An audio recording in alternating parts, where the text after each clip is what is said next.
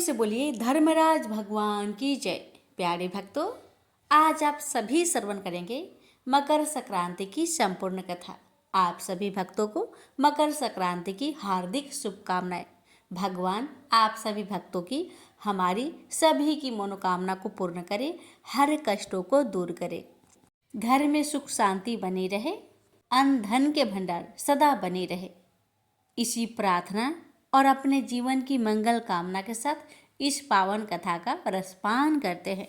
एक समय की बात है कि नैमिषारण्य में सहस्त्रों शौनक आदि ऋषिगण परम श्रद्धा के साथ पुराणों के मनमज्ञ सूत जी महाराज से पूछने लगे, भगवान, हम आपके मुखा रविंद्र से धर्मराज जी की कथा, उसका विधान तथा महात्म्य सुनना चाहते हैं, सो आप हमें कृपा करके सुनाइए।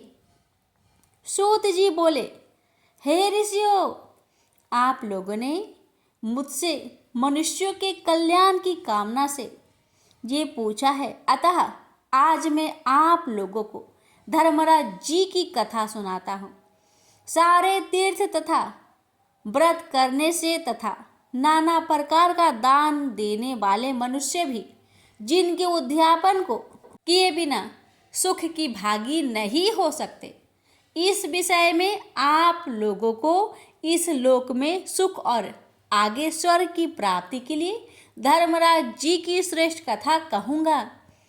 आप लोग विश्वास रख कर श्रवण करें। पूर्व काल की बात है कि राजा बब्रुवाहन महोदय पूर्व में राज्य करता था। वह राजा बड़ा धर्मात्मा, दयालु तथा गौ ब्राह्मण और भक्त पूजक था। उसके राज्य में हरिदास विष्णु सेवक बड़ा तेजस्वी था। तदनुसार उसकी पत्नी भी बहुत सुशील और धर्मवती थी, जिसका नाम था गुणवती। हरिदास विष्णु सेवक बड़ा तपस्वी था। तदुसार उसकी पत्नी श्री भगवान की भक्त और पतिव्रता थी। उसने प्राय सभी प्रसिद्ध देवताओं के व्रत किए, परंतु धर्मराज जी की नाम से प्रभु सेवा कभी नहीं की। वह गणेश के, चंद्रमा के, हरतालिका आदि देवियों के, राम कृष्ण जन्माष्टमी, महाशिवरात्रि आदि शिव जी के सभी व्रत किए थे। बड़ी श्रद्धा से एकादशी का व्रत भी करती हुई, यथाशक्ति दान भी करती थी और अतिथि सेवा से कभी विमुख नहीं रही। इस प्रकार धर्मपरायण या वृद्ध अवस्था में मृत्यु को प्राप्त हुई तो धर्मचरण के प्रभाव से यमदूत उसे आदर पूर्वक धर्मराज के पुर में ले गए। दक्षिण दिशा में पृथ्वी से कुछ ऊपर अंतरिक्ष में धर्मराज जी का बड़ा भारी नगर है, जो कि पापी लोगों को भयकारी है। धर्मराज का पुर 1000 योजन का है। वह चकोर है तथा उसके 4 द्वार है तथा वह नाना प्रकार के रत्नों से शोभ्यमान। काई मनुष्य जो पुण्य भोगने को गए हैं निवास कर रहे हैं। स्थान स्थान पर गीत सुनाई दे रही है और बाजे बज रहे हैं। उस नगर में 7 कोट है। उसके बीच में महासुंदर धर्मराज जी का मंदिर है। वह रत्नों से बना हुआ है और अग्नि, बिजली, बाल सूर्य के समान चमक रहा है। उसके दरवाजे को पिरिया अष्टपिक मणि की है। हीरो की कड़ियों से आंगन चमक रहा है। उसके मध्य में अनुपम सुंदर सिंहासन पर धर्मराज भगवान विराजमान हैं। उनके पास चित्रगुप्त जी का स्थान है, जो कि मृत प्राणियों की पाप का लेखा भगवान धर्मराज जी को सुनाया करते हैं। यमराज के दूत गुणवती को वहां ले गए। उनको देखकर वह भयभीत होकर कांपने लगी और अपने सर को नीचे किए हुए खड़ी हो गई। चित्रगुप्त जी ने उनके पूर्व जन्म के किए हुए पाप पुण्य का लेखा जोखा जड़ करके भगवान धर्मराज जी को सुनाया। धर्मराज जी उस गुणवती की हरिहर आदि तथा सब देवों में भक्ति देखकर प्रसन्न हुए, पर कुछ उदासी भी उनके मुख मंडल पर झलकती हुई गुणवती को दिखाई दी। धर्मराज जी को उदास देखकर गुणवती ने भगवान से निवेदन किया कि हे भगवान, हे प्रभु, मैंने शुरू से लेकर अब तक अपने जीवन में कोई पाप कर्म नहीं किया, किसी का बुरा नहीं चाहा, सबका भला किया जितना कर सकूं। फिर भी भगवान आप उदास हैं। क्यों उदास है आप? इसका कारण क्या है भगवान? बताइए। हे धर्मराज जी, क्या मुझसे कोई गलती हुई है? तो धर्मराज जी कहने लगे, देवी, तुमने व्रत आदि से सब देवों को संतुष्ट किया है, परंतु तुमने मेरे नाम से कुछ भी दान पुण्य नहीं किया है। यह सुनकर गुणवती ने कहा, हे धर्मराज भगवान, मेरे अपराध को क्षमा कर दे। आपकी उपासना मैं नहीं जानती थी। अब आप कृपा करके मुझे उपाय बताइए जिससे मनुष्य आपकी प्रीति के पात्र बन सके। यदि मैं आपके भक्ति मार्ग को आपके मुख से श्रवण कर वापस मृत्यु लोक में जा सकूं, तो भगवान मैं आपको संतुष्ट करने की उपाय करूंगी। गुणवती की बात सुन धर्मराज जी ने कहा, सूर्य भगवान के उत्तरायण में जाते ही जो महापुण्यवती मकर संक्रांति आती है, उस दिन से मेरी पूजा शुरू करनी चाहिए। इस प्रकार साल भर मेरी कथा सुने और मेरी पूजा करे, इसमें कभी नागा नहीं करे।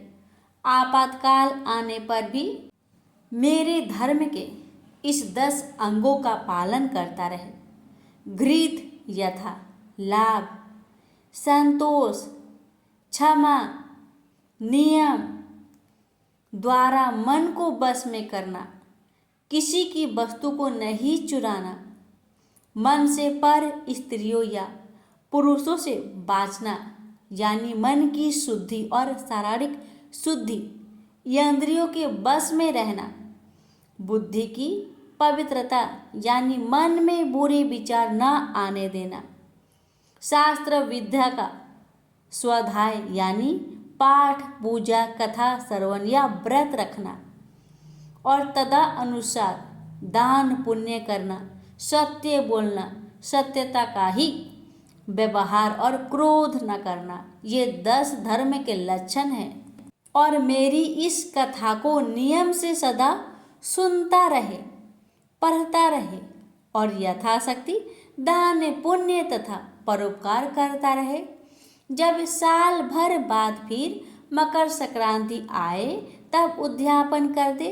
सोने की या असमर्थ हो तो चांदी की मूर्ति बनाए, किसी विद्वान ब्राह्मण द्वारा पूजन हवन आदि करे, मूर्ति की प्राण प्रतिष्ठा कर पंचामृत से स्नान करा, षोडशोपचार से उसकी पूजा करे तथा चित्रगुप्त जी की भी पूजा करे। वह सफ़ेद काले तिलों के लड्डू का भोग लगाए।